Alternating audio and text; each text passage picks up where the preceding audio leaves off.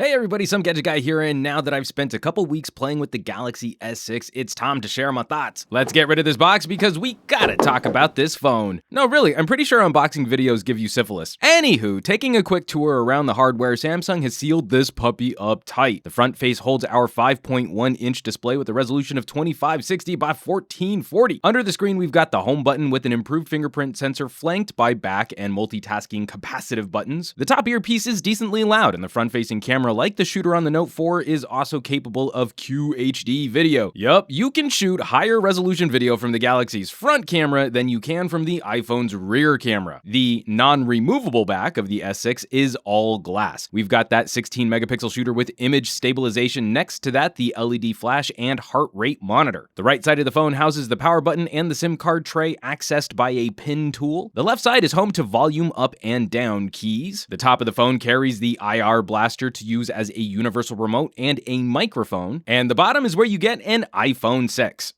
Is home to the micro USB port, speaker, headphone jack, and microphone. Metal and glass is a striking look for a phone, as explored previously on iPhone and Nexus devices. Depending on your preferences, many will find this to be the most attractive phone Samsung has ever produced. Samsung has clearly delivered a radical change to their manufacturing, addressing the many and vocal concerns people had with the S5 feeling cheap. But personally, I generally prefer the metal and plastic of phones like the Alpha, the Note 4, or the matte polycarb found on Illumia. It's not a question of durability. I think the S6 will likely survive as well as any other ultra-slim phone made out of aluminum. I just prefer the tactile feel of something a bit grippier. Glass is slick, both figuratively and literally. Samsung has retained the rounded corners of the S line, adding subtle flares. The bulges from the Note, Active, and Alpha have been reduced to tiny dimples. It's an attractive accent, but it doesn't push far enough to extinguish criticisms of copying the iPhone. I'm glad to see the speaker move from the back of the phone to the bottom edge, but I'd still prefer to see any phone manufacturer move the main speaker to the earpiece, and just roll with one speaker if we can't have front-facing stereo speakers. Performance is good. There's no denying that Samsung's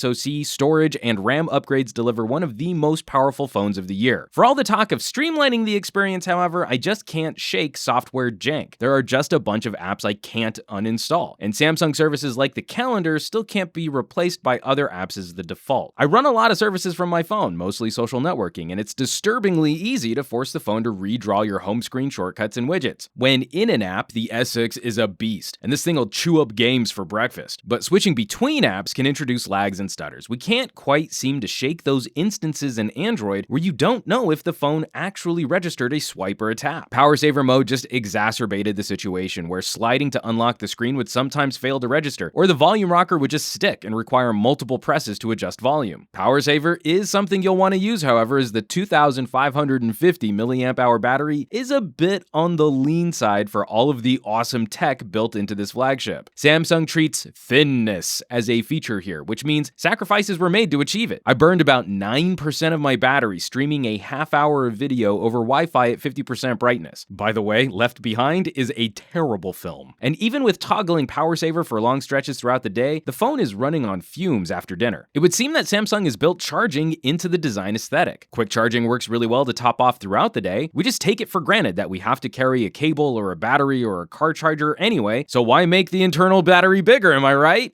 Haha, high five! Thin phones!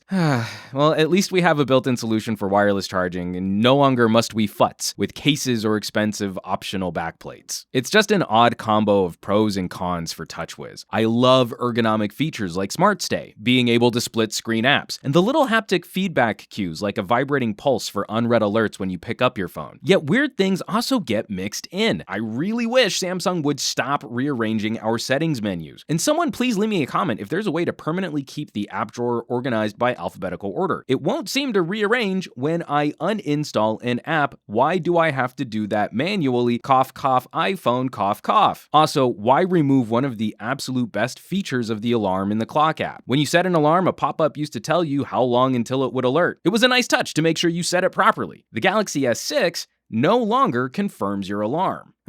At least now I can have a 5x5 grid on my home screens without having to install a third-party launcher. Network performance and call quality are very good. I'm reviewing the AT&T version and had solid LTE performance around Los Angeles. I routinely got better network connectivity and signal strength over HTC and LG, often around 5%, but I was surprised to see the G Flex 2 was noticeably faster at GPS locks, often with more accurate results in testing. One area where this phone is an undisputed champ is in camera performance. We've already produced a full, in-depth review of the S6 camera, which you can watch on this channel. Taking the sensor and optical image stabilization from the Note 4 and refining the app provides for an unparalleled experience. In addition to the standard camera layout, Samsung now includes a Pro mode, which provides control to almost any feature or setting you might want to manipulate, including shutter, manual focus, saturation, contrast, and more. It's exceptional tech, and the software improvements give it a subtle edge over the Note 4. Also improved is the fingerprint scanner. You don't have to swipe anymore. Huzzah! Holding a finger or thumb in place unlocks the device, which is much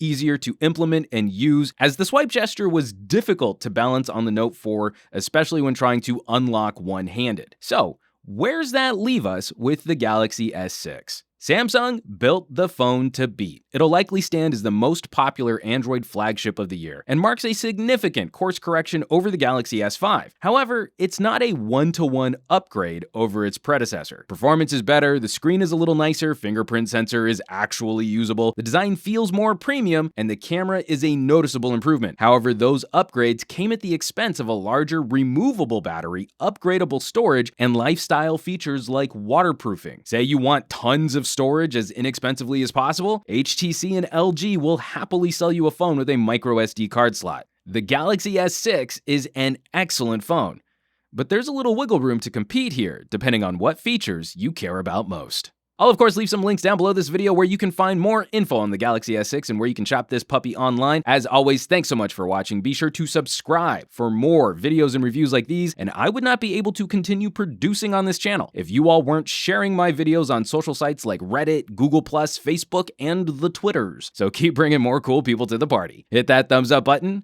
and I will catch you all on the next review.